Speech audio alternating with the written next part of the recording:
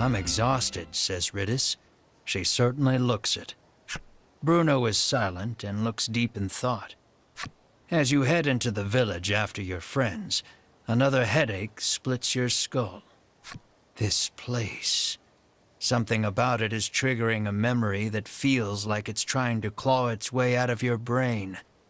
Let's rest up at the inn, suggests Melanie, taking in everyone's state.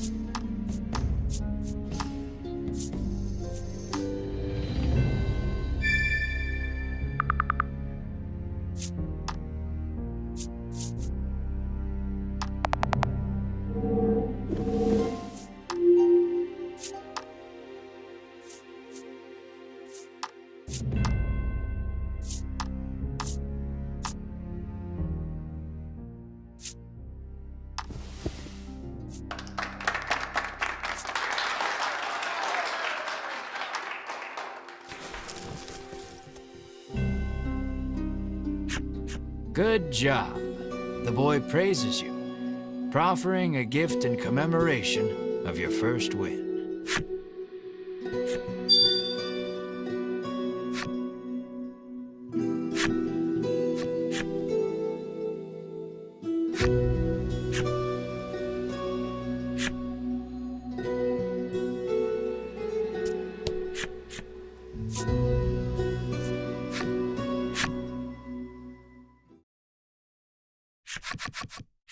At dinner time, you and your friends gather around the table. For a while, it's quiet, but then Melanie speaks up. Now that the dragon's been defeated, she says, what are we going to do? In truth, the Ivory Order wanted to capture the dragon alive, but Sherwin killed him. You can't help feeling the Ivory Order is still hiding something about this island, the dragon and the medicine. We might want to look into this island a bit more, suggests Melanie. Bruno agrees with you. They call this place Mount Medica. Something tells me there are still secrets to uncover. Whether you go after the Ivory Order or investigate the island, first and foremost, you need information. The Overseer should be pretty knowledgeable about the island, reasons Melanie. You decide to pay a visit to the Overseer after a good night's rest.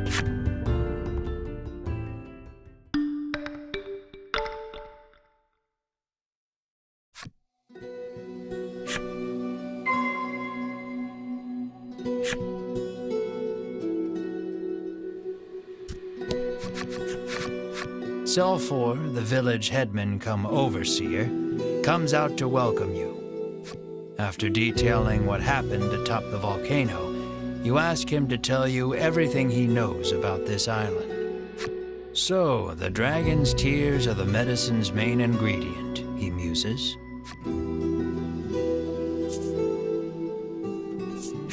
You ask Selfor what the deal with this island is.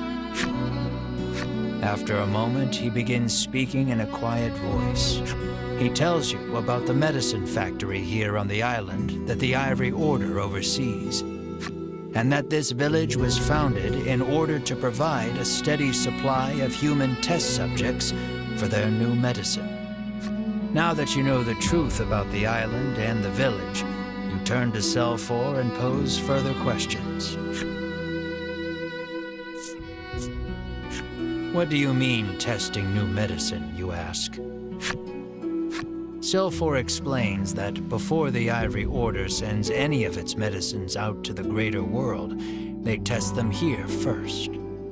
With all the new medicines they're constantly prescribed, the villagers here suffer strange side effects. All except Selfor, who says he's exempt from the tests on account of being in charge of the village on the Order's behalf. Probing further, you ask, and the Ivory Order forced the dragon to make medicine at that factory? I'm almost positive they did, he replies. That explains why the Order wanted to capture him, says Bruno, understanding dawning on his face. But if that's the case, why did Sherwin flout the Order and kill the dragon? You're still missing the final piece of this puzzle. Sometimes we get people who try to escape, he says, his gaze dropping. The Order always catches them. This is horrible, says Melanie, a harrowed look on her face. You know the abandoned house at the western edge of the village? Well, once upon a time, a family of 4 lived there. As Selfor speaks, you feel all the blood drain from your body. There's something I'd like to see for myself at that house, you say, your brow creased. At the uncharacteristically somber look on your face, Melanie, Riddis, and Bruno give silent nods.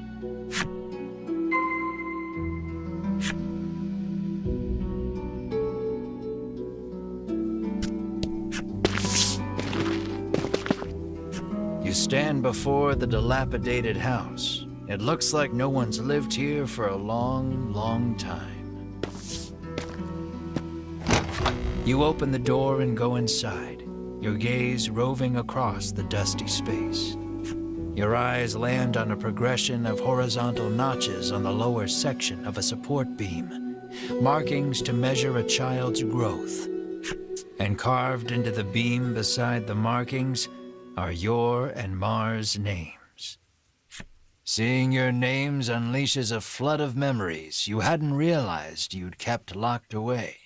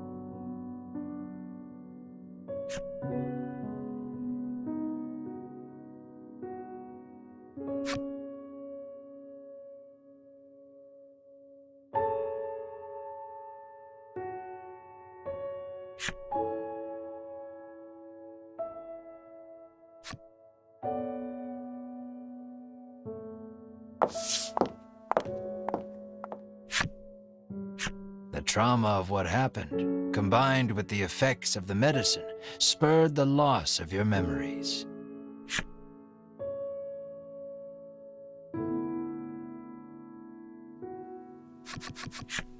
But now you remember the horror in full detail. Sobbing, you gather Mar in your arms. Melanie, Riddis, and Bruno just stand there in silence, absorbing the truth of your origins.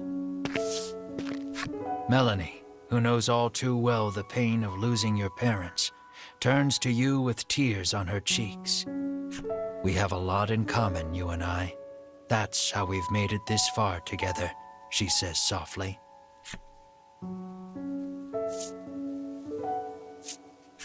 Moved by her kindness, you give her a silent nod. But I've still got farther to go, you say, scrubbing your face dry. As painful as those memories are, something the Ivory Order disciples said gave you hope. If you can get your hands on an undiluted solution of dragon tear, you can restore Mar to her human form. And what was that about the place they called the mausoleum? That's probably a good enough place as any to start looking for dragon tear. Melanie doesn't miss the determination that blooms on your face. Whatever it is you need to do, she says, I'm with you.